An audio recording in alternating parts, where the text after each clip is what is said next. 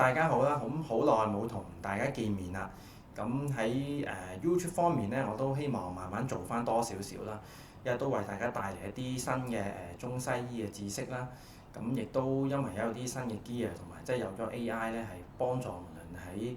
剪片啊、配一啲字幕啊，或者係做一啲圖像咧，都簡單咗好多。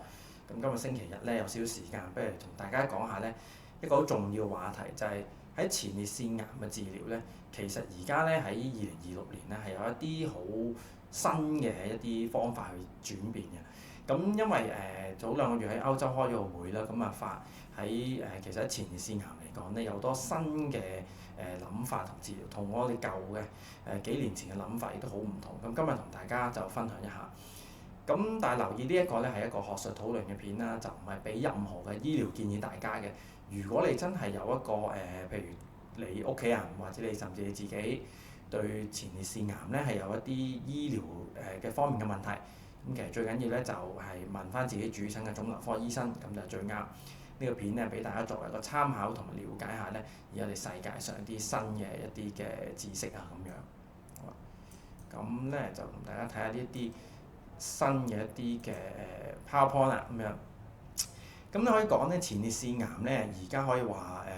喺啱啱2026年咧，我將好多新嘅研究出咗啦。咁我當然唔會每份嘅 papers、每份嘅一啲嘅新嘅研究 presentations 同大家講，但係都會咧總結咗起碼3大升呢嘅大解密，或者係可以咁講係3大或者4大啦。咁我哋慢慢再講落去。咁咧就係而家咧係朝向一個更加精準啊，就唔係話每個人咧都係用同一隻藥去咁樣醫。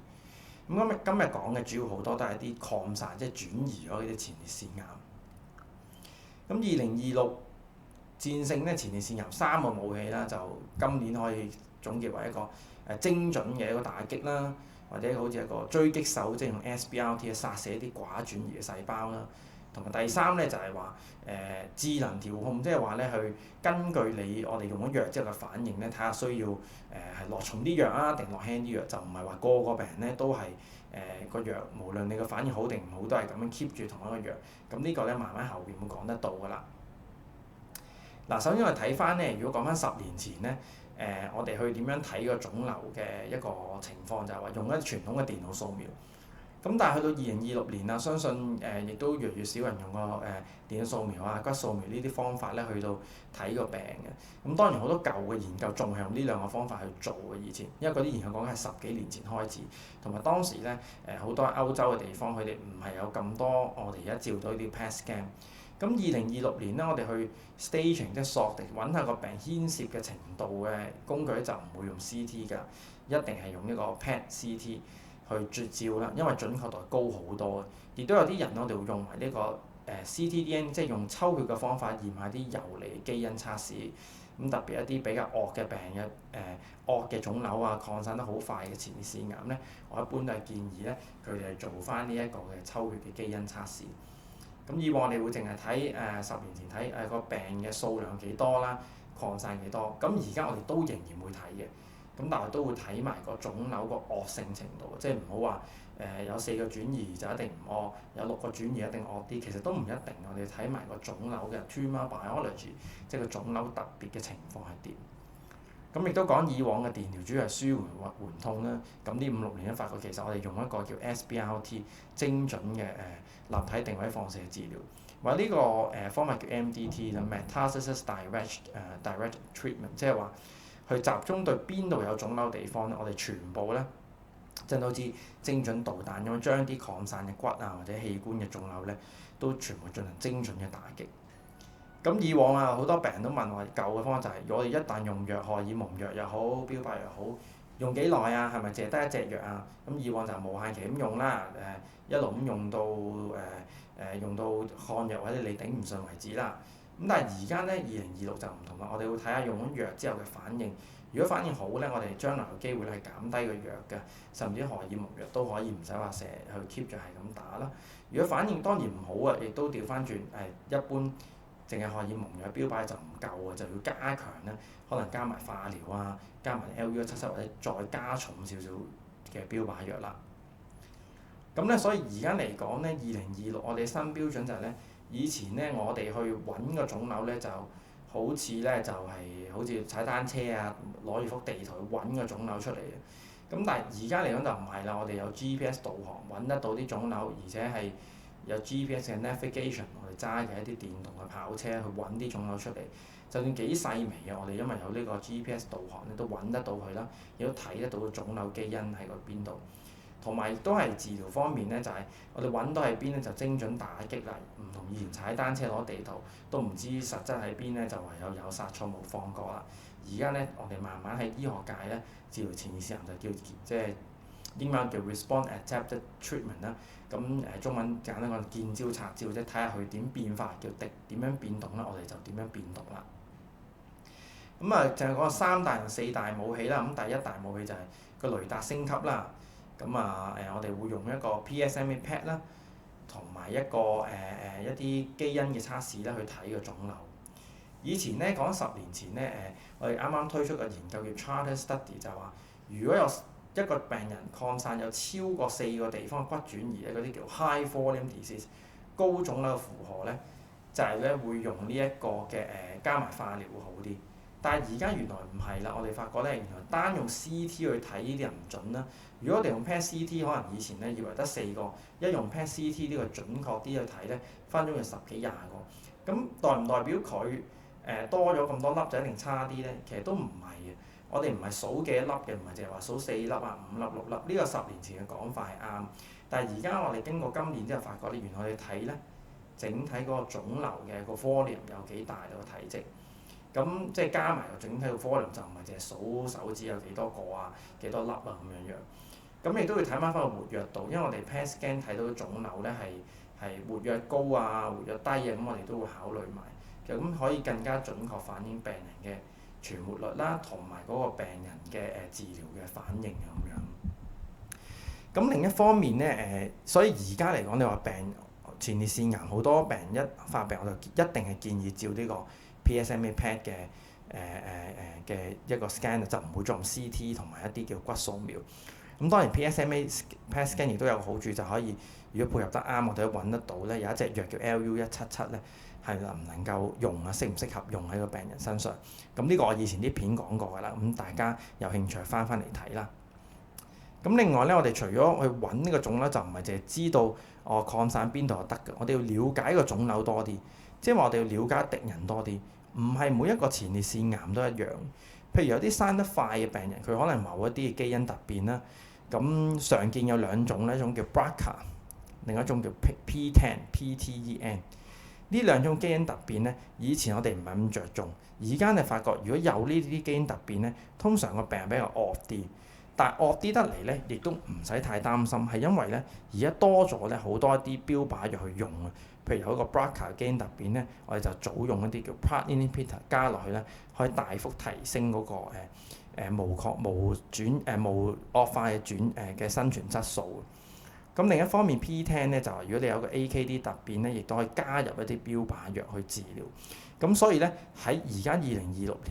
嚟講咧，我哋唔係淨係要靠掃描去睇全身有幾多腫瘤，我哋更加要了解嗰個腫瘤基因嘅特性係點樣樣。呢個咧對於一啲擴散病人咧非常緊要，就唔能夠話以為淨係睇到個大粗略，睇到有幾多擴散就夠咁樣。咁所以咧唔好淨係睇大細，唔好睇多定少腫瘤。一定要用一個 PET scan 睇下個活躍度啦，好似一個照妖鏡咁睇到個活躍度喺邊度，同埋都要睇下佢惡唔惡。咁就我哋會睇個 PET scan 嗰個活躍度同埋個基因嘅一個數據啦。咁咧基因咧嗰方面咧，我哋有時未必需要話再攞翻前列腺啲組織出嚟，有啲時候我哋可以抽血嗰度咧都分離到啲腫瘤嘅基因，揾到佢咧就可以對症下藥啦。亦都唔需要話每次轉藥嘅時候不斷咁抽個前列腺組織，一抽血咧相對咧個創傷性係非常少咁樣。咁講完一個升級1咧，講咗升級2就我哋個武器啊都升級咗好多，就係一個 SBRT 嘅精準打擊咧，越嚟越多係證據證實咧，好多研究證實用標靶式嘅放射治療咧係幫助到嘅。咁我哋標靶式放射治療咧，我哋其實一般嚟講咧，以往就話一啲少數轉移或者寡轉移去用啦。咁咧就以前再舊啲就係總之一擴散咧就唔使話逐個地方電療㗎啦，因為淨係用全身荷爾蒙藥啊或者標靶都夠。咁但係而家就唔係嘅，而家個觀念咧2026就改變就係話咧，如果你見到嗰啲腫瘤咧，好似人哋叫食自助餐叫咩eat all you can 咁，但係我哋而家就 treat all you can see，即係如果我哋個雷達個 PSMA PET 見到有幾多，譬如有5個腫瘤啊、6個腫瘤啊，喺5至6個骨嘅地方咧，我哋就將呢啲擴散地方全部用 SBRT 咧去直接去打擊。咁因為發覺咁樣做咧，原來係幫到個病嘅，就唔係單靠藥。咁但係亦都當然啦，呢個亦都要睇翻每個病人唔同啦。譬如如果你個身體弱或者好多地方骨髓都有嘅時候，有啲時候適唔適合用 SBRT 去打擊咧，就要真係問翻自己醫生啦。但係整體嚟講咧，能夠將殘餘嘅腫瘤，無論喺前列腺定喺骨嗰度，用 SBRT 去打擊晒佢咧，係大大咁提升嗰個生存嘅質素同生存嘅時間嘅。譬如話，我哋有最新今年出咗叫 ARTO 嘅研究咧。就對一啲抗藥性嘅前列腺癌，即係話對荷爾蒙藥、對標靶藥都抗藥㗎啦。咁如果傳統淨係繼續做翻呢個荷爾蒙藥同埋呢個標靶藥咧，佢哋嗰個 overall survival 整體生存期咧只係得17個月。但係如果喺藥物不變，即係話另外一班人正一樣同等嘅藥物，但係加入一個精準嘅電療 SBRT， 將全身嘅腫瘤進行打擊咧，發覺整體存活率咧大大增長到43個月。即係話咧，原本可能呢啲抗藥性嘅病人咧，其實本身已經對好多藥係冇效，就比較困難嘅啦。本身有得年半嘅壽命嘅中位數，但係如果你用咗一個加入呢個 SBRT 咧，根據呢個研究有差唔多接近3年半到4年嘅時間，咁係存活率咧整體大大咁加強。同埋因為我哋知道 SBRT 相對一個副作用比較少啊，咁所以呢個 ARTO 嘅研究咧呢個發表咧，其實都係非常之震撼性。咁所以第二樣嘢就係話當然我哋正話 ARTO 嘅研究就係一啲抗藥性嘅病啦。咁如果未抗藥性咧，其實我哋而家發覺有研究都發覺都好似可以用 SBRT 去追擊手咁咧，將啲腫瘤全部去清除嘅。咁有更多嘅研究啊，係喺度公佈就係話另一啲嘅同即係 ARTO 研究類近嘅，都係見得到咧。冇一啲新公佈研究都發覺，如果你加入 ADT 即係荷爾蒙治療。MDT 即係話去一個 metastasis direct therapy， 即係話對一啲寡轉移嘅病人用 SBRT 去做咧，都差唔多見到嗰個 PFS 咧無惡化生存期咧，接近係一倍以上嘅其實。咁所以無論點樣講咧，適當咁利用 SBRT 咧，其實喺擴散咗個前列腺癌病人咧，其實都幾有用嘅。咁第三樣嘢就係話咧，我哋會睇咧舊嘅一個戰術就係話，第三方面就係話我哋對一啲好惡嘅病咧，以前就係逐一隻俾隻藥嘅，即係譬如荷爾蒙藥先，跟住標靶藥，跟住化療。但係2026如果有啲非常惡嘅病，特別一出現咧已經成身骨好多嘅，咁好多時我哋會荷爾蒙藥啦、標靶藥啦、一啲抑壓即標靶藥即係更加抑壓荷爾蒙嘅一啲超級荷爾蒙藥，我哋叫標靶藥啦，同埋化療咧3管齊下去做嘅。因為咁樣做咧係會唔好俾癌細胞喘息同變異，直接重錘出擊咧，就3管齊下咧將啲疾病消滅。咁亦都有2個大型嘅研究咧，個 Peace One 嘅研究啦，亦都係一個 Arendsens 嘅研究，2個都係證明用3聯療法，3種藥一齊加埋咧，其實咧係可以對某部分嘅病人啦，對啲特別惡或者擴散好多嘅病人咧，其實係嗰個整體生存期咧係大大咁提升。咁但係我哋如果睇翻另一個研究咧，呢個咧就係講緊咧 EMBARK 研究，就係一啲手術後咁佢，但係咧亦都清唔晒，慢慢翻發嘅話咧，我哋有時都要考慮啊，究竟係咪真係將標靶藥啊或者俾到盡咧？咁其實咧我哋要考慮就係話，雖然正話講到啊，原來咧3種藥一齊俾都會好啲，但係有另一個研究俾我哋啟示就話，我哋都要考慮，如果嗰個病人係可能身體比較弱啊，如果用到太重火力咧，可能亦都未必係可以幫得到佢嗰個 quality of life。所以啲時候雖然研究係咁講，我哋醫生亦都會就翻情況知道可能有啲人需要3隻一齊用，但我哋就慢慢可能頭一個月就荷爾蒙藥，跟住1個禮拜又加標靶藥，再過幾個禮拜之後先加化療，咁樣去做咧就比較好啲。咁所以咧呢個所謂升級3，其實應該講到升級4啦，就係話呢個叫智能導航啊。咁淨係講到係咪每個病人都要用到3管齊下嘅藥物去攻擊咧？咁其實就唔係嘅，亦都好多病人問：喂，咁佢究竟需唔需要咧？咁我哋點樣知咧？咁我哋好多時咧，醫生就會係俾咗一啲荷爾蒙藥同埋標靶藥去睇下個反應好唔好先。如果反應已經好好啦，已經醫到 PSA 差唔多0.1啊、0.2啦，咁其實就冇必要再加好重嘅化療藥落去。咁但係對於加咗2隻藥唔得嘅個反應 PSA 有跌，但係跌得唔夠，跌唔到去0.1、0.2，或者至少跌唔到去0.5以下，咁我哋就要加重嘅加埋化療，或者有時加埋化療都唔夠，我哋再要驗下血入邊嘅基因，去睇下會唔會有其他標靶藥，或者加入啲更重嘅治療，包括 LU177 啦。咁當然啦，亦都可以喺呢個階段咧再加入正話所講 SBRT。咁有一個大型嘅研究叫 P6 嘅研究，就係話揾咗一班人開始標準嘅治療就係荷爾蒙藥，咁跟住咧大概6到8個月之後咧，呢個就關鍵點就係話6至8個月咧去睇下佢 PSA level 跌得夠唔夠。咁好多病人喺呢個階段都會問一個問題，就話我本身咧擴散好多嘅個 PSA 咧，未醫之前有可能係300或者甚至去1000幾千都有。醫咗冇幾耐，到6個月好好喎，跌到係3啊4啊，咁係咪代表夠咧？咁樣咁好多人以為 PSA 4以上就先唔正常，一跌到4以下就可以叫做好好啦咁樣。咁但係如果原來我哋喺擴散咗嘅情況，再加埋用緊藥嘅時候，如果 PSA 咧都係有一個3啊4，其實個治療效果就唔理想。即係話我哋關鍵檢查點咧，就係個病人醫咗半年之後，用標靶藥、用荷爾蒙藥等等，到半年之後發覺佢 PSA 咧一定咧，我哋希望壓到0.1至0.2。或者最少都壓到0.5以下，咁先叫夠。所以有啲人咧就治療半年到8個月都壓唔到咁嘅水平，以為去到2啊3就夠咧，其實好多時係未夠力㗎。咁所以嗰啲嘅病人咧就入咗紅色嗰條線分流啦，就係嗰啲叫 poor response，即係跌得唔夠。佢原本 PSA 已經有400-500，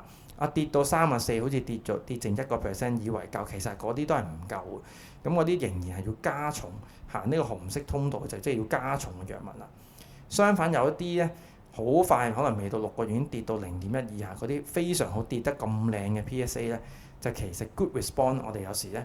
會可能 keep 翻原本用嘅藥啦，或者按情況有需要咧可能會減少少藥添。咁所以2026年咧，我哋有啲見招拆招，就唔係每個病人都要不斷用藥，不斷唔轉變。我哋要按住個 PSA 喺8個月到半年到8個月期間咧，就睇翻佢跌得夠唔夠。因為原來跌到0.2或以下嗰啲人咧，其實存活率本身好好，個藥物反應好咧。有啲時候我哋會考慮咧，就係去減低嗰啲藥物。因為點解咧？因為你如果可能佢仲有10年、20年嘅生存嘅時間，咁你減咗藥咧就減低啲副作用啦，提升個患者生活質素啊，咁佢可以去翻多啲去行山啊、運動啊咁樣咯。但係如果對一啲唔好反應嘅8個月之後都仍然高過0.2咧，佢咧就容易會復發，同埋容易個病咧會更擴散，有抗藥性嘅出現。咁呢啲時候咧，我哋好多時會加碼㗎啦，譬如加埋一個 LU177嘅同位素治療啦。同埋用一個，如果佢有 BRCA 病變咧，就加入一啲額外嘅標靶藥或者呢一啲另類嘅化療啦。咁所以嚟講咧，可以講我哋喺2026年治療咗前列腺癌咧，其實係多咗好多治療嘅。第一就係升級咗個雷達啦，即係一定要用 PET scan 去照啦。第二就係做基因檢查啦。第二方面就係如果係少數轉移咧，其實真係探討一個 SBRT 做埋呢個立體定位放射治療咧，其實對於個病咧會好好多。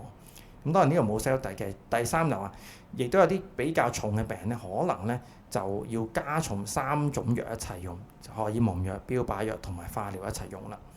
咁最後就動態嘅戰術就係，亦都要關注咧，用咗藥之後6至8個月咧，再評估需見招拆招，需要加重啦、保持定減輕個藥啦。咁所以前列腺癌嘅治療咧，唔係話個個一條單行路，而係一條咧度身訂做精確嘅治療嘅。咁所以最後呢張嘅總結咧，就係睇得到咧，我哋其實醫學嘅嗰個進步神速，2026年呢，其實我哋已經有好多唔同嘅法寶去治療，同埋更加睇得到嘅前列腺癌同埋調控嘅藥物啊咁樣。咁所以呢，大家如果真係有一個關於前列腺癌嘅問題呢，一定要同自己嘅醫生咧去傾傾，制定一個真係度身訂造嘅一個治療方案呢，幫助大家即係叫做打勝呢個勝仗啦。咁今日呢，我呢個分享呢就去到呢度，咁希望呢條片嘅內容呢都幫到大家。拜拜。